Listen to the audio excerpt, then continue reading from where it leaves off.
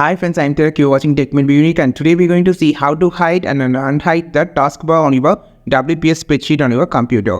And if you're new to this channel, make sure to click on subscribe button below. We just quickly move on to the video. So, how to hide and unhide the task window on your WPS spreadsheet, I just going to show in this video. First of all, you know what is the task window. So this is called task window. You just need to go to the view section.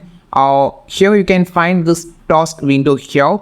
So this task window, actually you have a selection pane. You can just pin and pinch here, and also formatting setting pane, and double tap here, and you have the option on the side. You can see the history option on the help center and customize.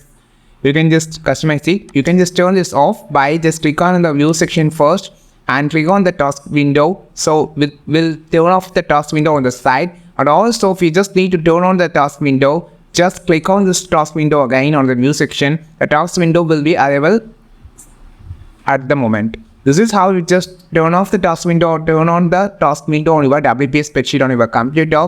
I think this video helped you a lot. Like this video, share this video, subscribe this channel. We will meet our next video with a super valuable content. This is Tilak signing off from Tech May Be Unique. Have a wonderful day.